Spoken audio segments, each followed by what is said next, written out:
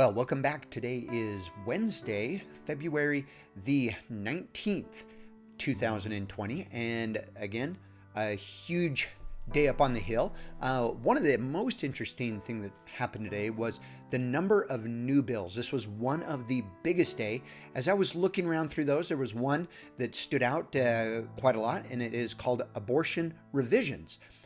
So let's try to focus on that right out of the gate. So this is actually the first bill that the new Representative S. Christiansen has brought forth.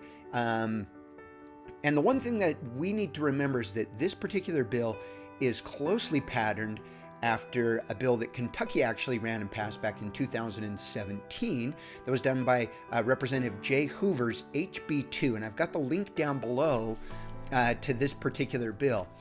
And if you look over that particular bill, there were some nuances to it that are important to touch on. Number one, Representative Hoover had been a member of the House of Representatives for well over 20 years when he ran this legislation.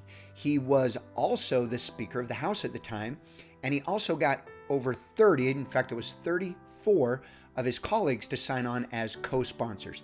So he had a tremendous amount of support in order to get that bill done.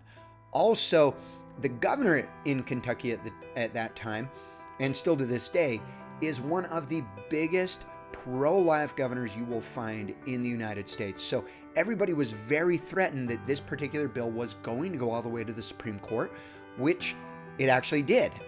It was ruled as unconstitutional and held. They appealed that, or the governor actually appealed that to the higher court, where it was ruled as constitutional. From there, it went just this last year to the Supreme Court, and December 9th of last year, it was actually not heard, effectively making the bill law. So that's why Representative Christiansen has really hitched his wagon up to this particular bill.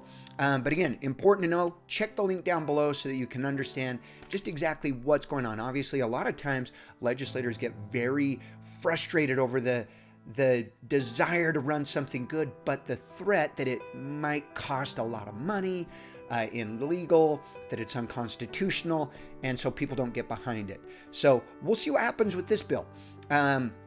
There's a number of things in the Kentucky bill that did not find their way into the Utah bill. My hope is that they will find their way in.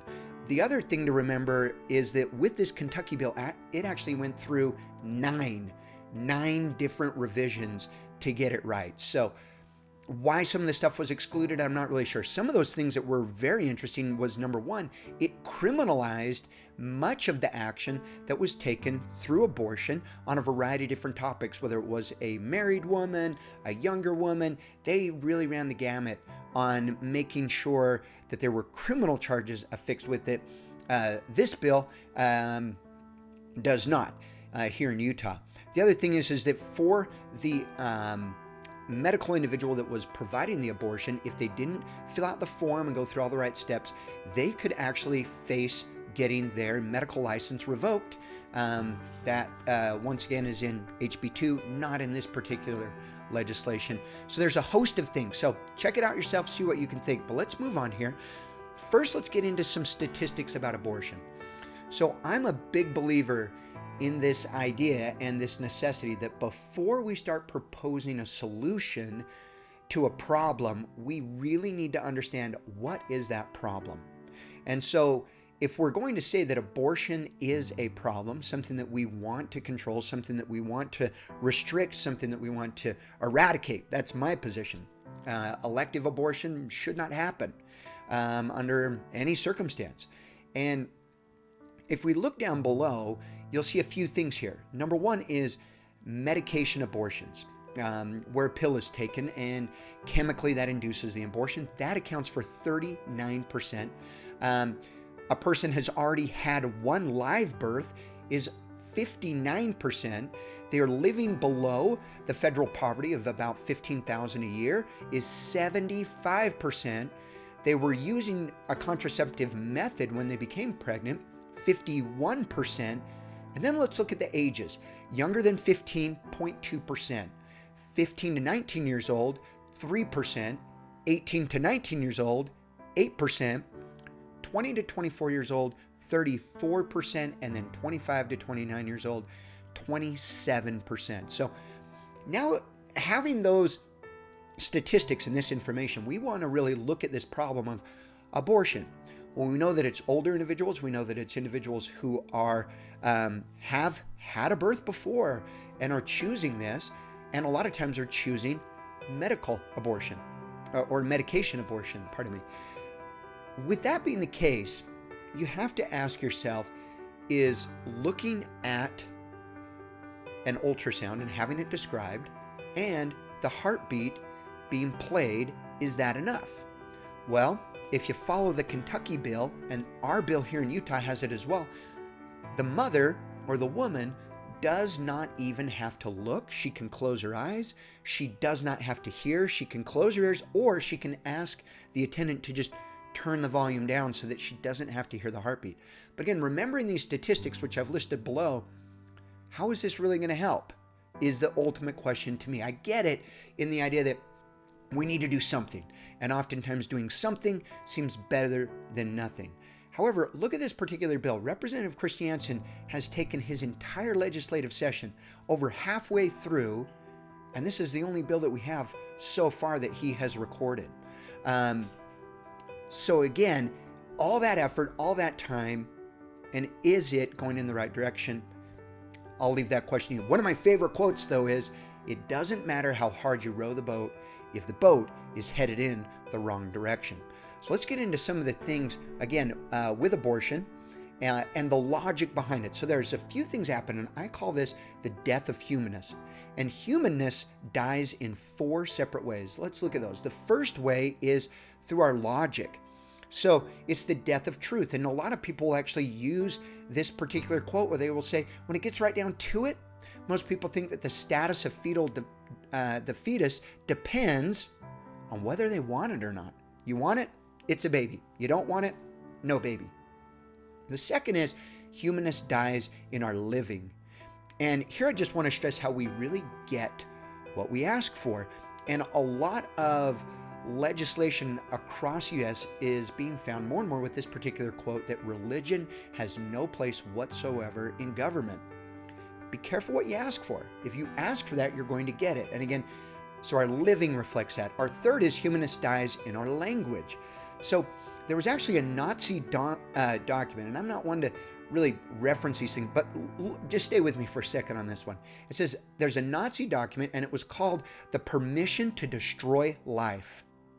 And what it really coined is this phrase called life unworthy of life. And in it, there's an actual quote. Let me read it for you. It says, the state must decide who lives and dies in order to keep the social organism healthy. And are we getting there with a lot of this legislation? The fourth, most important, at least for today, is humanness dies in our law. And when we abandon truth, we abandon the idea that there is a higher law for everyone, even governments. This leads to social Darwinism, which means the strongest rule and might makes right. So I'm stronger. I have a defenseless human person inside of me, but I'm bigger, I'm stronger. I can do what I want. These are some of the problems. The other is we really need to continue to expose the misinformation and make sure that we refute the rhetoric. So I've chosen 5 misinformation things that come up quite regularly, and let's run through them. So the first one I love to look at is this quote where a lot of people claim, I have a right to choose. Well, let me follow that up with a question. Can we choose anything we want? If not, then the real question is, are we harming another human being here? And the second one, I have a right to privacy. This comes up all the time. Me, my doctor, my God, mostly me and my doctor though. That's my privacy.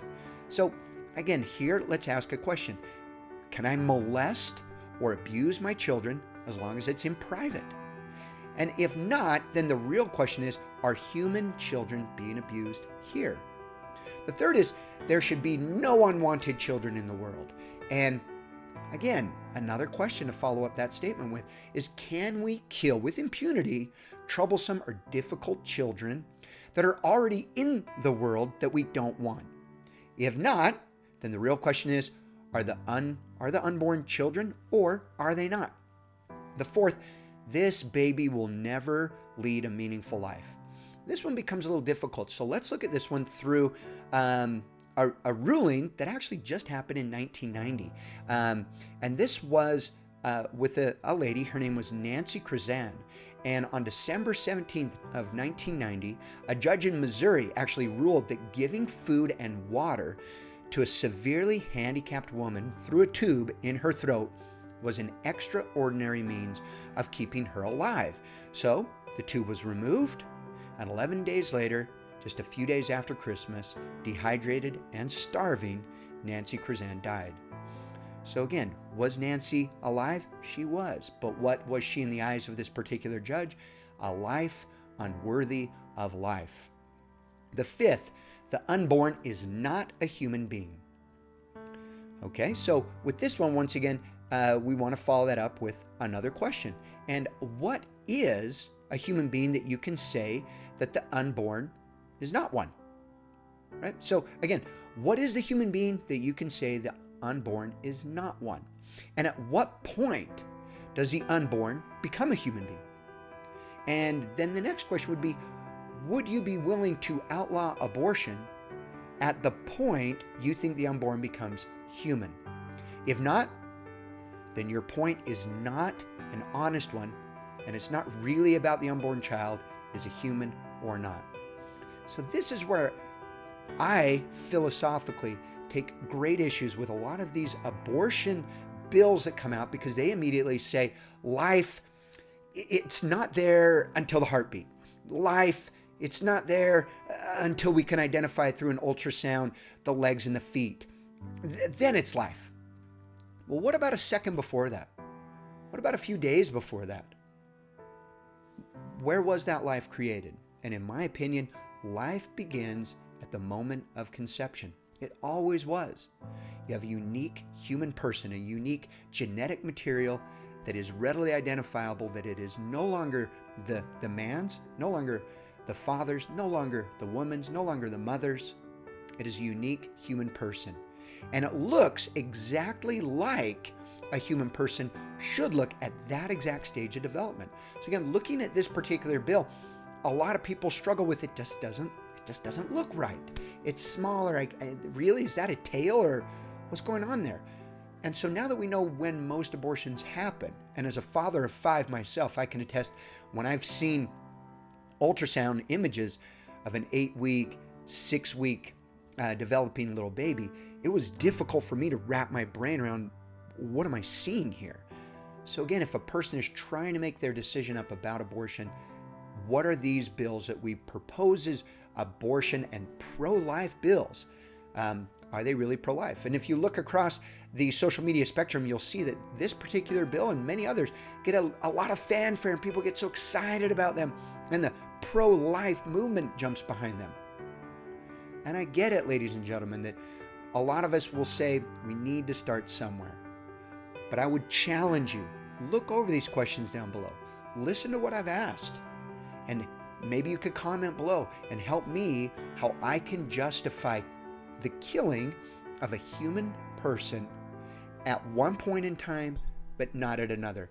And that if one person deems that it is not a person, then it's not. And if it is a person, then it is. I would love to hear your responses to that. We had 10 bills in the House. Our first bill that did not pass, it was responsibilities in an emergency, kind of some changes to the Good Samaritan law, making it that if you see an act that is occurring and you do nothing, you could be held liable. Was heavily contested for over 45 minutes today. I've kept you long enough. We'll see you tomorrow. Thank you so much.